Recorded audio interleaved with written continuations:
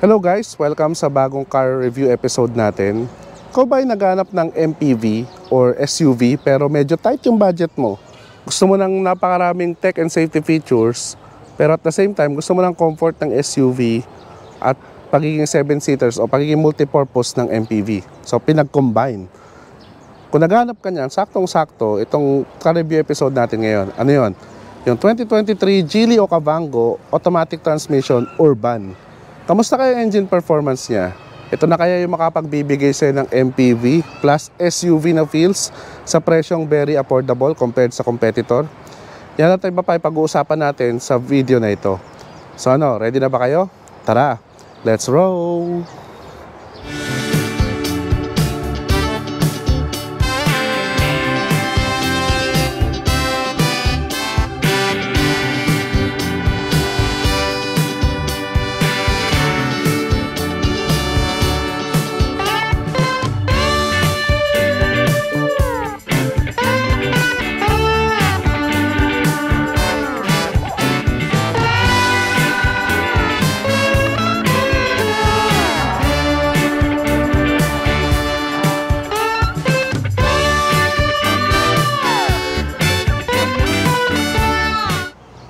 So guys, pag-usapan muna natin yung pricing ng Geely Okavango kasi I believe tutulong to sa atin para maunawaan yung mga features niya all throughout this video. So ang Geely Okavango, it has 3 variants guys. Yung 1.5 automatic transmission comfort which is 1,523,000 pesos. Itong review unit natin, yung 1.5 liters automatic transmission urban variant ay 1,633,000 pesos. Ang top of the line 1.5 liters automatic transmission urban plus ay around 1,765,000 pesos. So, kamusta yung pricing niya guys? Parang ano lang, no, yung top of the line niya kapresyo ng base model ng mga SUV or top of the line na mga MPV. So, warranty niya 5 years or 150,000 kilometers whichever comes first. So, sapat na sapat yung kanyang warranty. Okay guys, so let's talk about some numbers. Yung specs niya at tech and safety features ng Geely Okavango Urban. Well, yung nakikita nyo na engine na yan, parang ang late Tama yung iniisip nyo kasi yan ay G-Power 1.5 liters 3-cylinder lang na engine. Mas malaki pa yung engine ng dyan kasi 4-cylinder yung yung GX3 Pro tsaka M Grand. Pero wag kayo, meron niyang secret. Yan ay may dual VVT, turbocharge at paired yan sa mild hybrid system. Ano yun? Meron siyang 48 volts EMS o electric motor synergy na tinatawag. Kung gusto nyo malaman yung explanation how mild hybrid works, meron tayong video about yan na ito rin yung pinaliwanag natin. So I believe somewhere dyan, click nyo lang yung somewhere sa screen yung link ng video na yon. Ang kanyang transmission guys ay 7-speed wet dual clutch, traditional automatic siya. Power na napoproduce niya 187 horsepower at 5,500 RPM. Mataas yan compared sa mga ibang 1.5 liters. So malakas yung power niya. Makikita natin mamaya. Torque 300 Newton meters at 1,500 to 4,000 RPM. So kayang-kaya niyang i-pull yung vehicle na to kahit puno pa ito. Drivetrain niya, front wheel drive. Steering, electric power steering, 52 liters ang max fuel capacity niya. Suspension niya, MacPherson strut sa harapan at torsion beam sa likod. Kamusta naman yung safety features niya? Meron siyang ABS with EBD, front airbags, side and curtain airbags, traction and stability control, hill start assist, hill descent control, engine immobilizer, tire pressure monitoring system, ISOFIX tethers at 360 camera. So hitik na hitik sa safety features at tech features itong Geely Okavango. Sa harapan niya guys, makikita nyo ang ginawa ng Geely, parang same na same yung approach niya sa Coolray. Parang pinalaking Coolray lang siya, hawig. Na ginawa pa rin dahil nga ito ay MPV/SUV.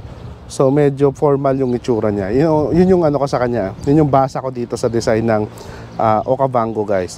Sa harapan niya makikita nyo yung kanyang grille, sobrang Geely-like pa rin, dinagdagan nila ng 3 layer ng cladding na silver. Plastic lang siya pero nag-a-add ng ganda pa rin, bumagay. Para siya nagbukang hindi siya sobrang pangbatang sasakyan. Yun yung napansin ko sa kanya. Dito rin yung 360 camera niya guys. Tapos yung kanyang headlight, lahat yan LED. Wala lang siya tinatawag nating AWB, Matrix LED. Sa top of the line kasi yun sa Urban Plus. Ang ginagawa nun, kusang nag-a-adjust yung headlight based sa driving condition at night para more visibility at the same time, hindi mo masilaw yung kasalubong mo. Yun lang yung wala sa kanya rito sa Urban. Ito yung kanyang daytime running lights na nagsiserve as kanyang turn signals din. Yung kanyang headlight, yung kanyang fog lamps guys ay projector type na LED. Maliwanag yan. At sa rin napansin ko sa kanya, meron siyang auto on. So, nag-on siya depende sa night condition, sa driving condition mo para mag-improve yung visibility mo. So kahit wala ka nung tinatawag nating AWB matrix sa top of the line, pero yon, nag-a-assist yung kanyang fog lamps sa gabi. So yun yung napansin natin sa harapan niya guys. Sa side profile niya guys, makikita nyo, pinofront talaga ng Geely yung haba ng wheelbase ng Okavango. Ang haba talaga niya which is magta-translate sa magandang legroom space sa loob. Mamaya pag-usapan natin yan. Pero kitang-kita nyo, kaya talaga alanganin siyang SUV, alanganin ding MPV. Kasi mahaba yung kanyang wheelbase. At hindi lang yan, meron siyang 194mm of ground clearance. Kaya sapat na sapat yung taas niya para sa mga typical road condition natin. Kahit medyo baha ng konti, pwede pa rin. At ito pa maganda sa kanya, hindi siya tinipid ng Geely. Meron siyang disc brakes all the way na usually nakikita natin sa mga SUV, top of the line pa, pero ito mid variant na, sa price range niya meron kang disc brakes all the way, so which is kudos sa Geely for doing that. Meron din siyang black na dyan na side skirt na may konting chrome accent. Ito pa napansin ko sa kanya, nilagyan siya ng cuts ng Geely sa magkabilang fender para nagkakaroon ng impression na parang ang taas ng fender niya. Diba? Usually nakikita natin sa mga SUV yan pero nilagay nila added design bonus which is ang ganda sa gitna rin pala meron pa ring mga cuts, so good job, ang ganda ng kinalabasan sa Okavango. Punta tayo sa wheels niya guys. Yung kanyang wheels ay 18 inches paired sa 225/55 R18 alloy wheels yan. Pansin ko medyo may space pa ng konti, so baka pwede pa tong gawing 60 or 65 series tires, pero who knows. Ayos naman yung kinalabasan, bagay pa rin, so okay yun Geely. Ngayon dito tayo sa side mirror niya. Side mirror niya body colored, may LED repeaters, merong camera for 360 view, at ito ay auto folding at power adjust. Ganun din, heated side mirror din to guys. Ano ibig sabihin? Kapag inon nyo yung rear defogger, kapag medyo basa yung side mirror nyo due to rain or iba pa, paiinitin niya yan para mawala yung tubig. O diba? For improved visibility. Usually sa ibang bansa lang natin nakikita yan, pero binigay yan ni Geely dito. Ganda, di mo na kailangan magpahid ng kung ano-ano sa side mirror mo para maging water repellent. Meron na siyang built-in functionality para doon. Dito yung kanyang 48 volt EMS badging. Yung kanyang door handle body colored, may konting chrome sa taas, at meron niyang soft touch na door unlock button para hindi mo na kailangan pindutin yung susi mo. Chrome all the way din yung kanyang windows. Usually sa top of the line lang din natin nakikita yan, pero binigay ng Geely. Ganon din yung kanyang roof rail, meron siyang roof rail. Kaya talaga parang SUV talaga siya guys. Patibay din yung kanyang roof rail. Pwede mong paglagyan talaga ng actual na roof rack, yun yung napansin ko sa kanya. Pero yun lang yung nakita natin sa side profile niya guys. Dito tayo sa rear end niya guys. Makikita nyo, hindi masyadong naglagay ng overly complicated na design yung Geely sa likod ng Okavango. Parang kinapit nila yung principle na simplicity is beauty. Wala siyang kung ano-anong LED na nagko-connect sa mga tail lamps. Very, very minimal. Yun ang ginawa ng Geely dito. Umpisa natin sa bandang taas niya. Meron siyang shark fin antenna doon. Modern style. Meron siyang rear spoiler. Merong high-mounted third brake lamps. Palit lang yung kanyang rear spoiler, sapat lang para magbigay ng angas kahit papaano, yun. Meron siyang rear defogger at saka rear wipers. Meron siyang plastic cladding dito, na lang siya, silver ang kulay niya, na nakalagay Geely. So hindi siya naglagay ng kung ano-anong chrome. Pero tingin ko mas maganda sana kung chrome kasi medyo dumiin siya, Yan, nagkakaroon na siya ng dumi. Kailangan alagaan mo siya sa car wash. Dito tayo sa kanyang tail lamp guys. Lahat ng kanyang nasa tail lamp, LED yan. Brake lights niya, reverse light, signal light, lahat yan, LED. Sa bandang baba, meron siya reflector at saka rear fog lamps. Malaking tulong yan guys. Kapag malakas ang ulan, yung halos zero visibility, makikita ka, hindi mo na kailangan mag-hazard kasi kitang-kita ka na nasa likod.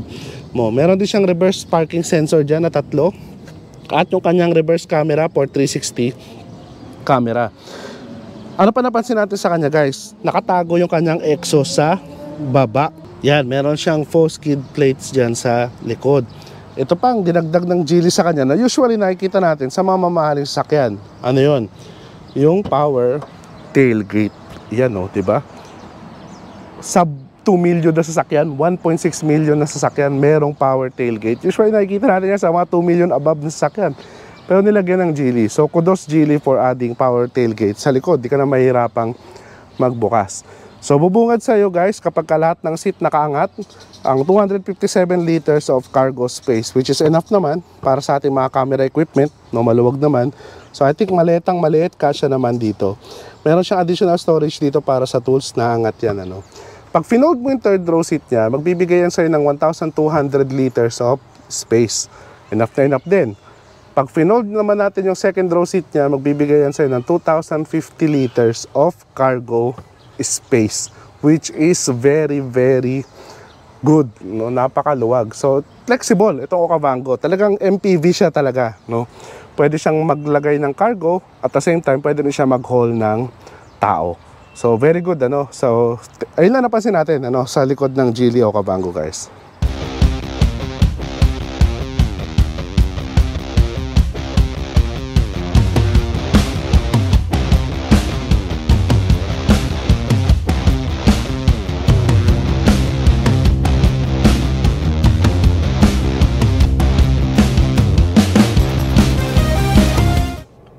Okay guys, pag-usapan naman natin tong loob niya, no. Sa loob niya, mapapansin nyo agad napaka-premium ng feels nitong Geely Okavango. No, kung nakapasok na kayo sa Coolray, yun, medyo hawig yung kanilang dashboard ng design. No, yung kanyang dashboard, although may mga plastic trims, plastic materials, pero meron siyang mga leather touches. Mukha pa rin siyang premium kahit may mga plastic at may leather touches siya. At ang maganda sa kanya, leather plus white stitches na totoo. Totoong white stitches siya mula dulo hanggang dyan. Tapos may mga plastic cladding dito na medyo silver trim, na may mga texture yan, may mga finishes siya. At continuity yung design niya, no? Ganda. Para siyang dito sa gitna, parang number 8 o infinity design yung kanyang design, no? Ganda, di ba? Sa bandang gitna dyan, makikita nyo yung kanyang 12.3 inches na AVN, no? Kompleto yan. Merong FM, radio, auxiliary, USB. Ano na kulang? Android Auto, tsaka Apple CarPlay, kahit wired. So, Geely, baka naman, ano? Sa ganitong price range, usually, meron na na mga ganyan. So, sana nalagyan. Ganda sana niya, no? Kung may Apple CarPlay, Android Auto. Meron silang tinatawag natin QD Link app. Pwede mo i-connect yung phone mo dyan, mamimirror niya. Or yung Android phone natin, merong app para dyan. Hindi lang yung entertainment yun nandyan, guys. Pati yung mga settings ng vehicles nyo. Nandyan, ano, makikita nyo. Ultimo lamp, car lock, etc. Comfort, tailgate, to, at iba pa. So, dito mo rin siya ma-adjust. Diyan mo rin makikita yung temperature ng air conditioning system mo. Sa bandang baba niyan, nandyan yung power button, ano. Tapos, makikita nyo yung hazard switch nandyan. Yung infinity type ng aircon vents niya. Nandyan din. Ang ganda rin ng pwesto. Yung kanyang climate control switches, nandyan sa baba. No, at ang maganda sa kanya guys, triple zone climate control ito. So pwede magkaiba sa driver, sa passenger, at saka mamaya papakita ko sa inyo sa likuran. Meron din siyang dalawang USB port dyan for QD Link or phone mirroring natin. At ang maganda sa kanya guys, meron din siyang storage dito. Pero hindi to wireless charging, no. Pero sana, no, kung wireless charging siya, mas okay. Kasi yung mga Pro Max na phone natin, 6.7 inches, walang problema. Nagpapatuloy yung kanyang silver trim dito sa center panel, no. Medyo busy dito sa center panel guys, ha. Andito yung kanya electronic shifter, piano block, napapaligiran ng piano block, pati yung ibabaw ng electronic shifter niya, piano block din. So depende ulit sa tao yan kung gusto nila, no. May iba ayaw, may iba gusto.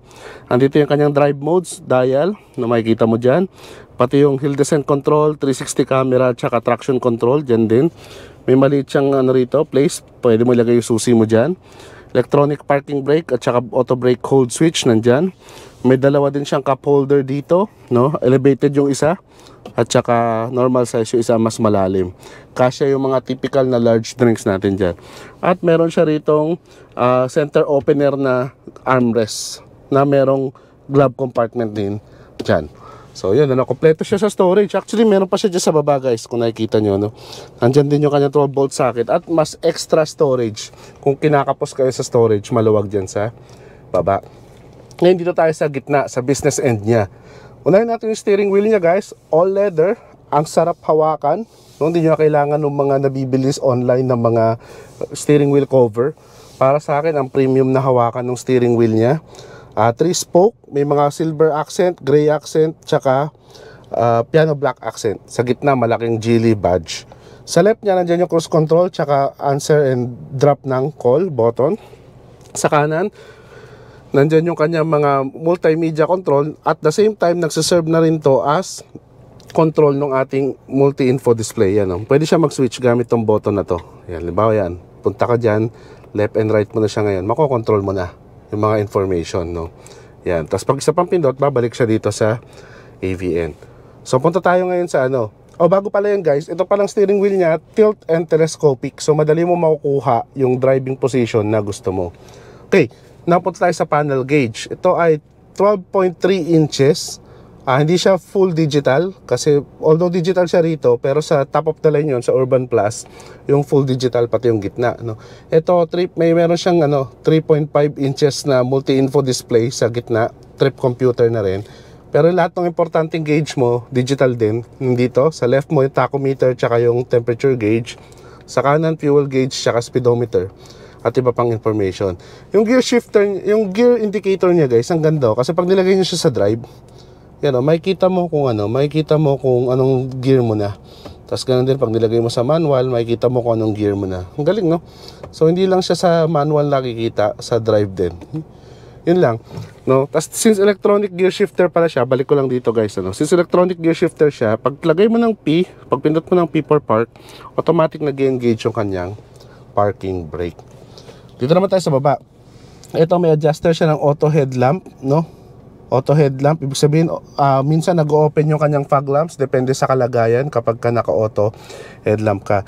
Ito yung pag-adjust ng up and down ng ating headlight, at ito naman yung sa information display natin, no, sa panel gauge ilaw niya. Sa left, nandyan yung iyong power window switches tsaka power side mirror switches.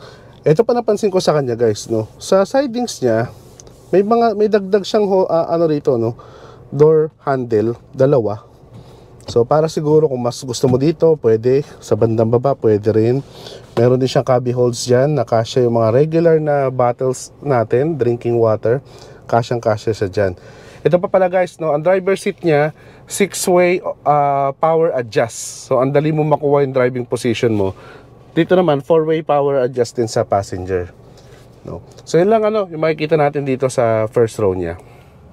Okay guys, pag-usapan natin itong second row seat niya. Una ko napansin sa kanya, medyo kakaiba yung style na ginawa ng Geely when it comes sa seating arrangement nito o seating configuration niya. Yung typical seating configuration ng mga sasakyan, crossover, SUV, MPV, usually 60-40 split tong second row seat. Pero si Geely, tatlong individual seat, So ginawa niyang 33-33-33. So kung kailangan mo maglagay ng gamit, i-flat sila, tatlo yung tutupiin mo. Yun lang yung nakita kong disadvantage, yung tatlo yung tutupiin mo. Pero maganda sa kanya, individual siyang seat, so medyo komportable siya. Lalo na kung average size na adult lang naman kayong sasakay rito, komportable kayong makakaupong tatlo. Pero kung dalawa lang, pakiramdam mo ang layo mo sa katabi mo. Kasi may isang bakante rito sa gitna, no? Yun lang naman napansin ko sa kanya. Pero maganda, may bolstering yung seat niya, PVC leather material. Pero may bolstering pa rin, halos kaparehas ng harapan yung comfort niya. Ano pa napansin ko sa kanya guys? Lipat tayo dito sa gitna, Sa gitna, napaka-komportable pa rin. Bakit? Kasi walang tunnel. Dahil front wheel drive nga ito. So, kung ikaw ang pangatlong tao na upo dito sa gitna, komportable ka dito. Ano pa? Meron siyang triple zone climate control, kagaya nung sabi ko, di ba? So, meron siyang individual na climate control dito sa likod, sa second row seat, tsaka sa third row seat. So, pwede nyo i-adjust yung air conditioning nyo dito. Depende sa kagustuhan ninyo. Yan, may temperature control, may fan control siya dyan. At ganun din, sa bandang baba niyan, meron siyang cubby hold at saka USB charging ports na dalawa. So hindi siya tinipid ng Geely for sa mga charging ports. Sa panapansin ko sa kanya, yung kanyang door handle, kagaya nung sa harapan, may dalawa. So pwede makapili pag isasara mo. Dalawa din yung speaker na nandito, main speaker at saka ating tweeter. So total of 8 speaker system ito. Ganun din, meron din siyang reading light dito, map light na LED. Balik pala tayo dito guys. Naalala ko yung kanyang legroom. Ito nasa driving position ko pero mas nakatras pa ng konti. Pero may space pa tayo, maluwag. So legroom dito sa second row, walang problema. Meron pa additional storage dito. So yun lang napansin ko dito sa second row niya guys. Okay guys, dito tayo sa third row seat niya. Una ko agad napansin, very natuwa ako. Very good Geely. Bakit? Ang luwag ng third row seat niya. Ayun yung common na problem ng mga nasubukan nating MPV, SUV, basta 7-seaters. Usually, third row nagsasuffer. Kaya usually bata na lang yung nakakaupo sa third row. Pero ito, ang luwag guys, ang luwag. First time ko natuwa. Diba usually sa mga video natin dati, hindi na nga natin maiangat yung second row seat kasi masikip na. Pero ito nakakagalaw tayo. Kahit long drive, komportable ka dito sa third row seat. Itong second row seat, nakaayos yan sa kanina. So may legroom pang extra. Tapos dito sa third row seat, meron pa ang luwag. Kaya salamat Geely. Salamat kasi na-solve niyo yung problem na yon sa mga normal na 7-seater. Kaya very good kayo dyan sa legroom niya. So komportable kahit adult yung sumakay dito sa third row seat. Hindi niya to talaga tinipid. Meron siyang cup holder dyan. Maliit nga lang pero merong storage dyan at merong armrest. Both sides ganyan parehas. Kahit ba plastic lang yan guys, armrest pa rin yan. Kaya komportable ka ditong sasakay. Isa na napansin ko sa kanya, yung aircon vent niya guys, nandyan hindi na siya, sagad na niya yan. Medyo noo lang yung aabutan ng aircon vent sa inyo. Yun lang naman. Sa noo nyo nakatutok yung sagad niya. Malaki din yung window space niya. Kaya komportable kahit adult yung umupo dito sa third row seat. Seat material niya ganun din, kagaya nung sa harapan, tsaka sa second row seat. Pero nabawasan na yung bolstering. Pero okay pa din. Komportable pa rin kasi maluwag yung legroom. Headroom niya, dahil nga merong rito parang uka, malaki pa rin, ganyan pa rin yung headroom na nakukuha natin. Overall, natuwa ako dito sa third row seat. Kahit siguro ako na malaking tao makakaupo rito ng matagal. Kaya good job, Geely sa magandang third row seat. So yun lang sa third row guys. Okay, so guys, pag-usapan natin yung driving performance itong Geely Okavango Urban, Una ko mapapansin sa kanya guys, yung kanyang engine, kahit 1.5 liters, unang-una nung una ko tong dinrive, iniisip ko 1.5 liters lang, 3 cylinder pa. So baka hindi masyadong malakas yung engine niya. Pero hindi, malakas siya Ayun pansinin nyo Di kayo papahiya sa overtake, di kayo papahiya sa akyatan. Talagang lumalabas agad yung torque niya. Pag na-reach mo yung 1,500 RPM, pataas. Kaya kudos sa Geely for bringing that kind of engine dito, So hindi ka talaga mabibitin kahit ba isipin mo 1.5 liters lang to, hindi ka mabibitin sa engine ito. Ganun din yung transmission niya, bagaman ito ay 7-speed wet dual clutch traditional automatic, parang CVT, very smooth sa upshifting. Hindi mo nararamdaman na nag-upshift siya masyado. Sa downshifting, kapag downhill, medyo ramdam mo, para ka nag-engine brake. Yun lang naman. Pero the rest, very smooth yung pag-change niya ng gear. Tapos, dahil nga ito ay mild hybrid guys, so huwag kayong magtataka minsan kapag nina-drive nyo to, pansinin nyo, medyo humina ng konti aircon, tumahimik yung makina. Ibig sabihin nun, sumisipa yung kanyang electric motor. Sinasalon ng electric motor yung load ng engine para makatipid siya sa fuel consumption. At ganun din, meron din itong brake regeneration. Ibig sabihin, kapag pumipreno ka, nagcha-charge yung kanyang 48 volt na battery para may energy uli yung electric motor niya. So makakatulong, magko-compensate sa engine mo. Ganun din, yung kanyang steering guys, malambot kapag kaya, kapag ganito naka-stop. Pero hindi siya kasing lambot ng M Grand, tsaka ng GX3 Pro, tsaka ng iba pang mga electric power steering. Pero pwede na, no? Kapag nagmamaneuver ka, kayang-kaya naman. Pero kapag medyo mabilis na yung takbo mo, yun, nag-stiff siya ng konti, yan, no? Medyo tumitigas na siya to avoid yung oversteering kapag ka liliko ka or magko-cornering ka. Field of view, no, ayos naman. Kung sanay ka sa SUV, MPV, madali mag-adjust dito. Yun nga lang, itong A-pillar niya guys, medyo malaki talaga. No, kapag liliko ka left and right, medyo nakaka-bother konti. No, mag-adjust ka ng konti. Pero pag once na nakapag-adjust ka na, okay na rin, masasanay ka na, no. Kailangan mo, malaking tulong din itong quarter glass na meron siya dito, no. Malaking tulong 'yan. Ganon din yung kanyang side mirror, medyo naka-protrude konti backwards. So kailangan mong yun guys, no. Kailangan mong mag-adjust kasi medyo lilingon ka talaga ng konti kapag gagamit ka ng side mirror. Braking, yun, ang lakas ng preno natin dahil 4-wheel disc brake ito at may brake force distribution din siya, no. Suspension guys, ayun din, medyo napansin ko sa kanya, dahil nga ito ay MacPherson strut at saka torsion beam sa likod, no, medyo nagtipid ng konti yung Geely para mapababa yung presyo ng sasakyan na to. So, medyo nasa stiff side yung suspension niya. May tagtag kang mararamdaman talaga sa kanya. So, parang typical, no? Parang doon mo mararamdaman na MPV yung sasakyan na to kasi medyo may tagtag nga. Pero di naman to the point na mahihilo ka, no? Kanina sa long drive, wala namang nahilo sa amin. Okay naman. Yun nga lang, hindi siya kasing soft ng ibang mga SUV at saka crossover. Fuel consumption. Let's talk about fuel consumption. Sa city driving, nakakakuha kami nito ng around 8 to 10 kilometers per liter, depende sa traffic, which is acceptable na sa laki ng sasakyan na to, tapos sa engine size niya. So, acceptable na yun, no? Wag lang kayo mag-expect kasi mild hybrid siya guys, hindi siya full hybrid.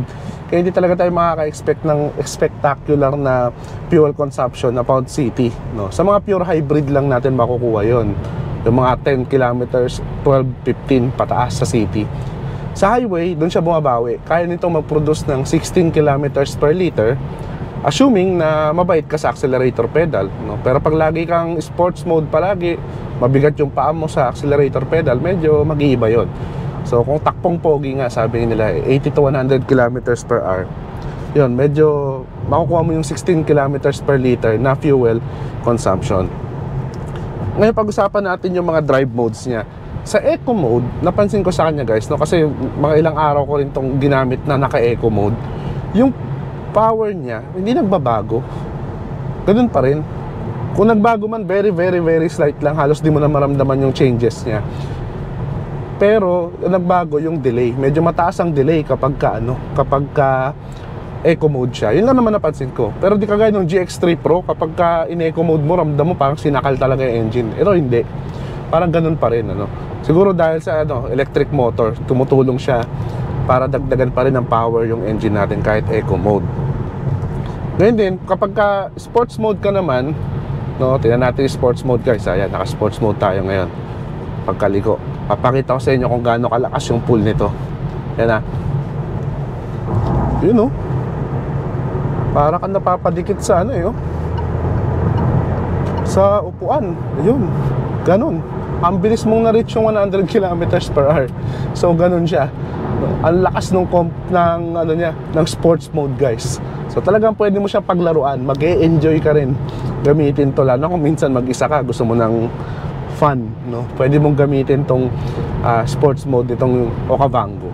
Very good dyan, sa pagliko, ingat lang kayo konti kasi may body roll dahil mataas nga yung mataas yung ground clearance niya. So ingat lang kayo dyan. Dahan-dahan lang, magaan lang naman yung manibela. So dahan-dahan lang yung pagpihit kapag nag-change kayo ng lane. Sa papala, bago ako makalimutan, air conditioning.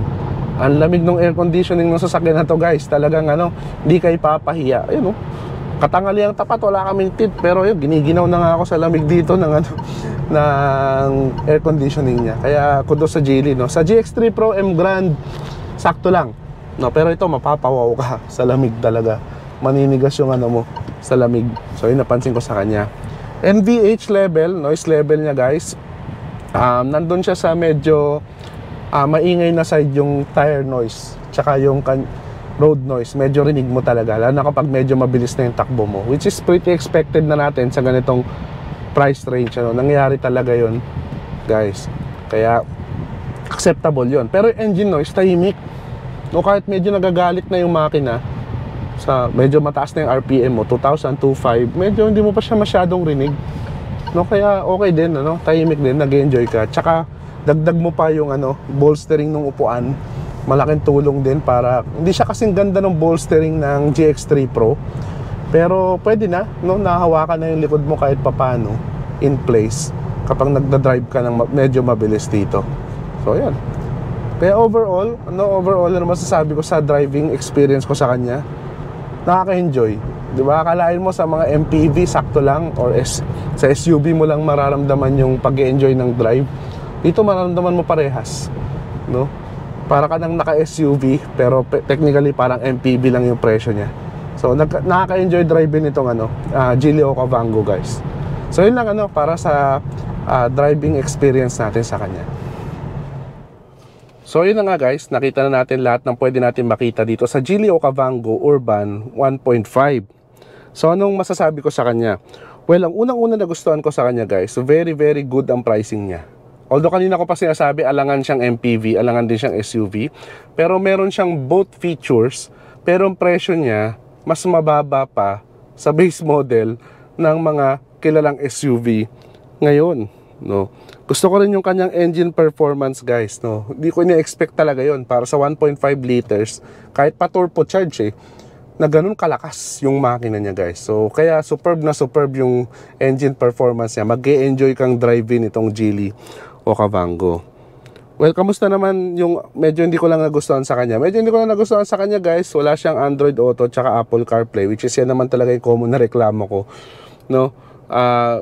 Sayang kasi yung AVN niya, ang laki ng size, pero hindi mo siya may enjoy masyado kung walang Apple CarPlay tsaka Android Auto. So sana Geely, sa mga susunod na models or iteration ng Okavango at iba pa din yung cars, meron ng Apple CarPlay at Android Auto. Kahit may app na sad to say, mas masaya pa rin may Android Auto or Apple CarPlay, kahit wired, no. Well, kamusta naman siya sa mga competitors? Ang naisip kong pinaka-main competitor nito, guys, ay yung Toyota Zenix 2.0Q Hybrid na CVT. Well, mas mura yung Okavango talaga doon, ng mas malayo. I think 200,000 pesos yung difference niya. Pero mas maraming safety and tech features si Zenix at mas malaki yung engine niya. So saan lamang si Okavango? No, lamang siya sa horsepower. So mas malakas yung horsepower at torque nitong Okavango compared sa Zenix. Pero yun nga, full hybrid yun. At yun, sure ka na exempted sa coding. Ito, hintayin pa natin yung gagawin ng Geely na move para makasama din to sa list na exempted sa coding. For now, as of making this video, hindi pa to exempted sa coding, itong Okavango. Kamusta naman yung Chinese competitor niya? I think pinakamalapit is yung Chery Tiggo 8 Pro na 1.6 automatic. Well, mas malaki overall sa size si Geely Okavango, pero sa tech and safety features, mas lamang si Chery Tiggo 8 Pro ng slight lang naman, very very slight lang, no. Pero si Chery Tiggo 8 Pro may Apple CarPlay siya, Android Auto, mas matindi rin yung warranty nun kasi 7 years or 200,000 kilometers yung warranty niya. At mas mura siya ng I think around 67,000 pesos compared dito sa Geely Okavango.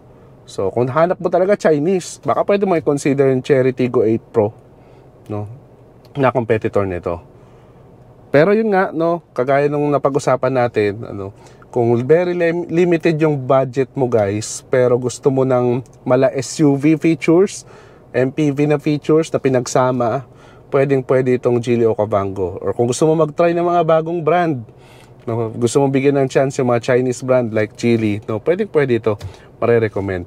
Pero syempre, kung kulang pa yung tiwala mo sa Geely or iba pang Chinese cars at may pera ka naman, may budget ka, why not go for other, tingin natin mas reliable na brand. Kasi itong reliability ng Geely, di pa natin nasusubukan. It will take some time para ma-prove nila na reliable yung kanilang mga sasakyan. So, can't wait to see that Geely, no? Pero yun nga, so yun yung masasabi ko, overall thoughts ko dito sa Geely Okavango, guys. So, Kamusta? Nagustuhan mo ba yung video na to? Kung nagustuhan mo at nakatulong sa'yo sa paggawa ng purchase decision sa pagbili ng sasakyan na to o hindi, click mo naman yung like button. At kung di ka pa nakasubscribe, click mo na rin yung subscribe button at notification bell para updated ka palagi sa mga latest happenings sa ating channel. So till our next videos guys, always remember, drive safe and enjoy!